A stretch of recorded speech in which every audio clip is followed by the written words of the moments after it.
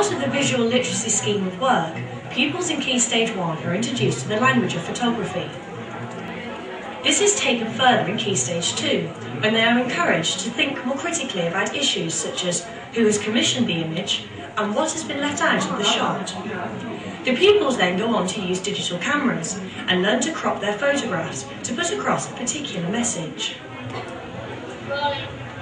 Action. In Year 5, all pupils then work in teams using digital video to develop the project further, learning to storyboard, direct, film and edit. We've been doing a project about goodies and baddies, and we've been using the camera to make a film and trying to manipulate people, showing that they think that someone's a baddie, but really they're actually doing something good. We had to try and use stereotypes, so we had him like in a black jacket that was hooded to try and make him look bad, and then at the end having to turn it round to make him good. Now take some sections with your selection tool. I think in terms of the biggest innovation here really, it's the way that ICT has empowered our young children as learners. Our children on the whole do not come from aspirational backgrounds, but ICT has given them or taken them into areas that they didn't think was possible. They all feel that they are very successful learners. And I often say about our young children that they're ordinary children doing extraordinary things. Things to notice about them is that they started off with a pilot project. They didn't come straight in, the head teacher didn't come in and say, right, I'm the head teacher, I know all about all of this, this is what we're all going to do.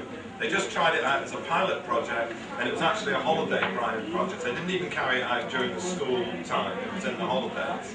So it was an experiment, see how it worked. You don't know whether it's going to work well or not. We're talking about risk this morning, and I was suggesting it's a good idea to take risks. But, you know, you don't take silly risks, so you know there's an element of risk, you try something out, but you contain that risk. So a pilot project in the holidays, if it was a disaster, then you've learned something, as was said, you learn from your mistakes. In this case, they thought it was really good and worked well, and so they then involved all of the staff in discussing how they can use digital video.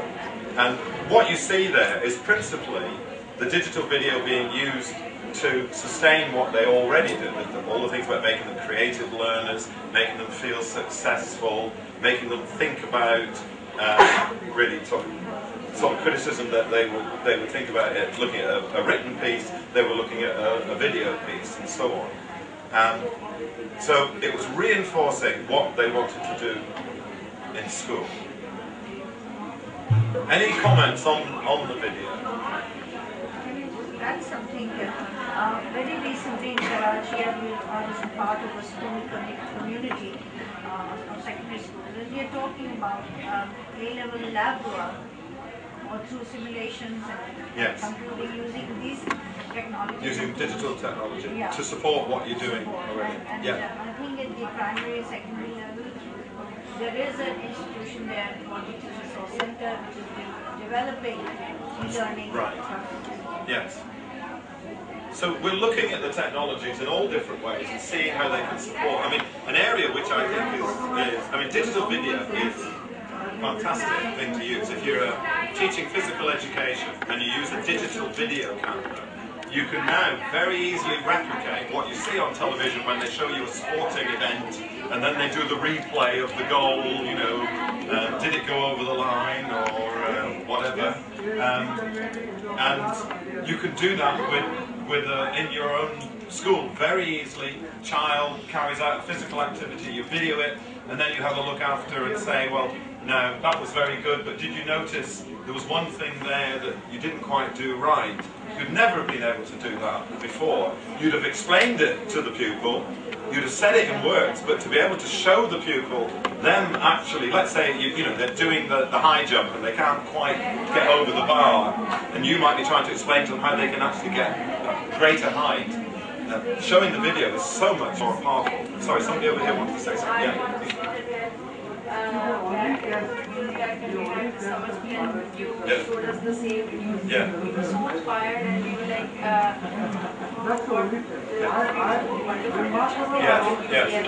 But I want to tell everyone that we all are BTech ambassadors, and after this 3 years training, we all are, mashallah, doing the same and much better than this, and you all also can do much better than this. Once you get into once you have this flexibility and you start using networks with these tools and being familiar with this and having the knowledge, real knowledge how to use them, you will be able to do even much better than us. And like today we are like. Yes, no, I think that is absolutely right. Sorry, go on. I do want to add, like, I'm teaching middle years right now, and we're trying to do a lot with the use of technology as well. However, it is challenging in a classroom environment. I have 14 kids, we have 1 camera, there's groups, some group is going to be idle. It's very challenging as well as a teacher to monitor and to contain that energy and to direct it. So take time in planning at the planning stage. Still, there's some things, I mean, obviously planning is the key, right? But then there are unprecedented things that do take place. But keep taking risks are done. You will have a very organized class where different groups must be using different things, and the whole lesson will be wound up gradually. It's a process that's going on. But both of you are right. I mean, you're quite right. I mean, you get people like me, you come in and say you can use the technology to do this, that and the other for you. And I mean, I know I was a classroom teacher. I know what it's like in the classroom. And I mean, the schools I taught in, I think my children are going to be a lot more difficult to teach than yours, to be honest with you, because I taught in poorest areas of Britain where they're very disillusioned, without supportive parents and so on. I'm not saying it's easy for you, but I had really difficult kids. So it is a real problem. If you go in and try and use some technology, you're not confident about it, you know, it's not quite working right, you can get yourself in a real mess, and that'll turn you off from using technology. You think, I'm not going to do that again.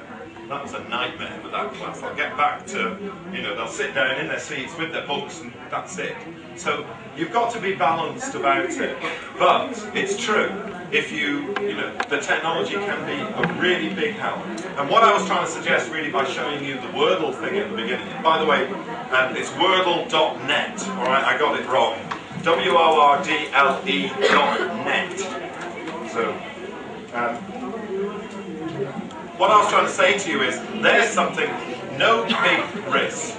It's pretty easy to do. As an English teacher, you could use that, or a history teacher, you could use it. There's a lot of different circumstances, and it's very attractive. And I think that's the way to do it, because if you try and put teachers in expect them to overcome an enormous hurdle in one go, they'll actually resist. Rightly so.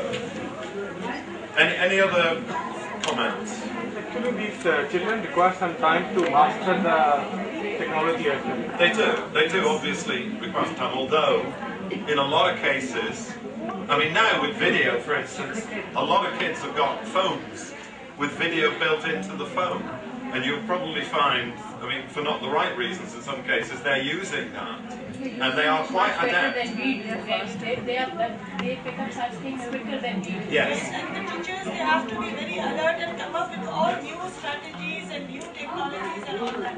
In 3 years, during the process of ETAC training, and we struggled a lot with all the things like you are saying, and still we feel that we need to work more and come up with all the new things for the students, because they are more aware of the technologies than we teachers are. But that's okay. I think that facilitates the learning process. You give them the problem, you throw it at them, and they're going to find solutions. Yes. And sometimes the solutions are far beyond your expectations of the outcome. In that case, you know, the teachers become more facilitated and a monitor rather than it's very student-centered. Honestly speaking, when we started this training and Richard came and we were introduced to some new skills. Media literacy is totally different from, of course, it's different from the traditional teaching, and then it's totally different from whatever the classroom practices are. Like we were introduced to storyboarding and script writing and video making and sound recording and downloading something. So all those things were really focused, and literally every one of us, we cried. So don't you just worry, we are there. Must have heard them. Right, let's. So our time is shorter than I thought it would be now. We've got to finish at 1 o'clock, haven't we? What I want you to do, using that bubble thing. So again, you're going to find you've had no chance to have a practice with it. So you're going to have to work out how to use it. If you've not used mind mapping before, you might find it a bit difficult. So don't worry. Well, what I want you to do, the principal activity is in each group, you're to, for different subject areas, think of ways in which, or tell me ways in which you're using the technology, or you know ways in which the technology can be used to support the teaching of your subject, okay? And if you can capture that on one of these mind maps, that will be great. But the main thing is I want you to discuss it. Putting it on the mind map is an added little bonus and a bit of fun, and you might want to give you some idea as to whether that would ever be useful to you. Is everybody clear? So I'm going to give you about 10 minutes for that, because we've only got 20 minutes till the end or so. Oh, is it 1:30? Oh, that's okay. Well, you can have a bit more than 10 minutes then, okay. And if you need any help with the mind mapping, I'll try and give you a hand with it. Okay. But don't get too caught up in the technology. That's the worst thing that can happen. The important thing is the discussion that's taking place. If I click my sheets, no, I haven't got them yet. Now, what it says, if you want to collaborate, is that you have to load your sheet. And I haven't quite worked out how you do that. Let me click. I don't think it makes any difference if I click a frame.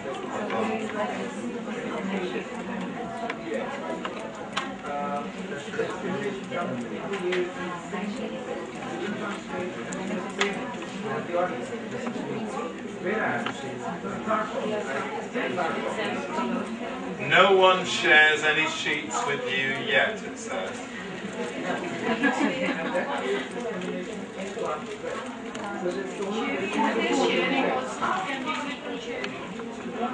Where does it say sharing? Right under save.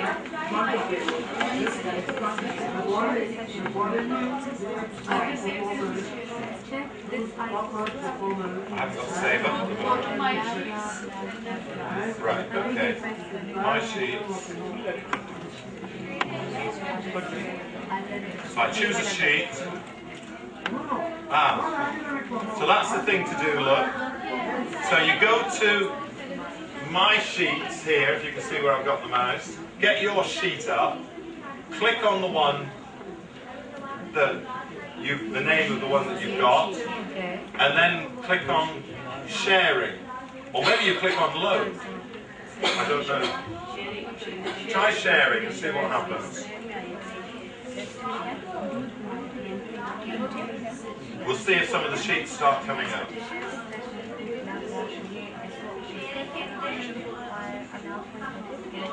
I think what you do is you click on a sheet like that, highlight the sheet, and then click sharing, or maybe click load. I'm not sure. We'll find out in a sec. So.